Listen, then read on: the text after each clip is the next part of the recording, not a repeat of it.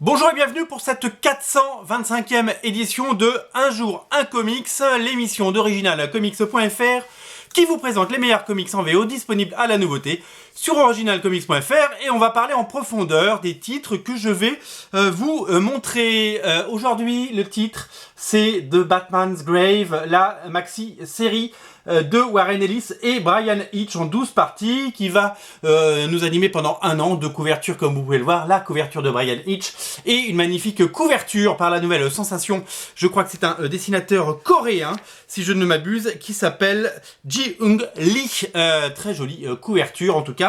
Alors, ce numéro, vous le savez, il est disponible sur originalcomics.fr. Nous vous l'avons offert à certains d'entre vous il y a une quinzaine de jours. Et vous avez été très nombreux donc à profiter de cette offre gratuite pour vous faire découvrir cette nouvelle série. Une série incroyable qui va faire l'objet d'un beau livre à la fin. Quand une série est dessinée et scénarisée par la même équipe pendant 12 numéros, ça fait toujours des comics qui restent, ça fait toujours des comics qu'on peut relire et qui trouvent une seconde vie en album pendant très longtemps. Vous connaissez Warren Ellis et vous connaissez Bryan Hitch.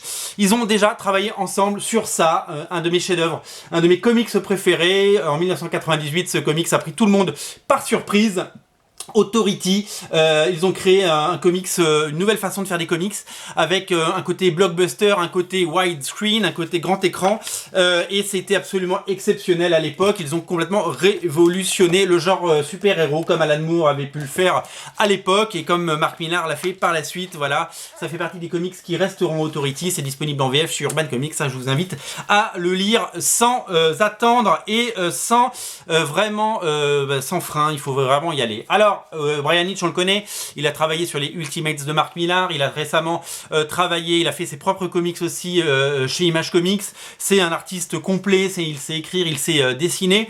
C'est un auteur qui, comme beaucoup d'auteurs, ont eu un petit trou d'air dans leur carrière, et ses travaux récents chez DC Comics n'étaient pas fabuleux. Sa Justice League a beaucoup été critiqué au moment de Rebirth, et ce qu'il a pu faire sur la série Hawkman était propre, mais n'avait pas l'étincelle ou n'avait pas le côté flamboyant qu'on a pu connaître.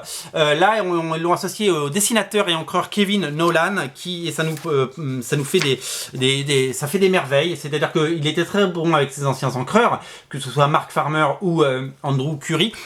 Et bien là, avec le dessinateur et encreur Kevin Nolan, c'est un nouveau Bryan Hitch qu'on retrouve. C'est le Bryan Hitch des grands jours, c'est le Bryan Hitch de Captain America Reborn, c'est le Bryan Hitch de Ultimates qu'on retrouve. Le niveau de dessin est vraiment exceptionnel. Warren Ellis, vous le connaissez, on ne le présente plus.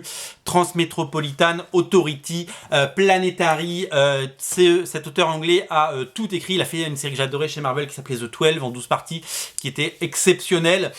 Tout ce qu'il touche, c'est génial. Il a ce don pour rendre génial des comics qui pourraient être juste normaux. Son écriture, son talent, sa provocation, ses dialogues, c'est vraiment quelque chose d'exceptionnel. Donc, premier numéro d'une série en 12 parties que vous allez donc découvrir sur originalcomics.fr. Un numéro à lire, un numéro exceptionnel, aussi bien dessiné que beau, comme je vous l'ai dit, et qui aborde des thématiques, on est toujours autour de la mort, évidemment, avec Batman. On évoque évidemment la mort de ses parents, comme souvent, et c'est surtout que ça nous présente un Batman assez différent. Warren Ellis a pris un parti pris assez étonnant, et de faire d'un Alfred son confident et aussi un petit peu le père la morale. Il y a ces 2 pages de dialogue qui sont assez exceptionnelles, qui reprennent une théorie qu'on a pu voir sur le web, qui dit que Bruce Wayne, c'est quand même un personnage curieux. Il est aussi fou que le Joker, certainement, et aussi fou que les ennemis qu'il tabasse, et qu'en fait c'est un peu bizarre parce que on est dans une époque de gilets jaunes, et on est dans une époque où le film Joker qui reprend des thématiques comme ça, le peuple contre la bourgeoisie, ou le peuple contre l'aristocratie, ou le peuple contre les gens riches tout simplement. Alfred sort une théorie donc qu'on avait déjà lue sur internet, mais qui pour le coup il a qui est mise en scène pour la première fois de façon intelligente dans le comics, c'est que il accuse Bruce Wayne, Batman, d'être un milliardaire qui va taper sur des pauvres. Et c'est assez étonnant parce qu'on a vraiment l'impression d'entendre un syndicaliste dire que, ou quelqu'un de l'opposition dire que Castaner envoie ses CRS pour taper sur les gilets jaunes. Vous voyez, c'est vraiment le même type de récit, et c'est un récit de notre époque parce que l'époque va mal et que les gens souffrent, ça c'est sûr, et on en a conscience.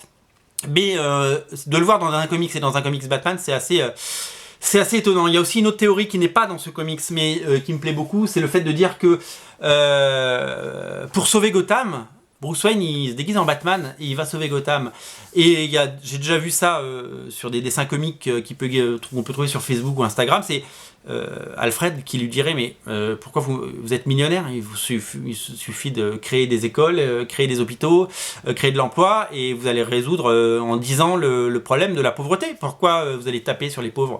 Et c'est un peu ça en fait, ça reprend ces thèmes là et c'est très courageux de la part de DC Comics de laisser passer ce type de théorie, et c'est très courageux à Warren Ellis de l'écrire, mais Warren Ellis il est là pour provoquer et il est là pour faire réfléchir. Voilà, c'est vraiment un très bon premier numéro, je vous invite vraiment à le lire, il y a 2 couvertures absolument magnifiques, très bon premier numéro, c'est disponible sur originalcomics.fr, je vous invite à le lire, à le découvrir, si vous l'avez eu gratuit tant mieux, sinon il est à petit prix, c'est un numéro 1 et c'est une maxi-série dont on va beaucoup reparler dans les prochaines semaines. Voilà, c'est à découvrir sur originalcomics.fr et en boutique à Paris au 49 rue La Cépède, on vous attend tous les jours, salut.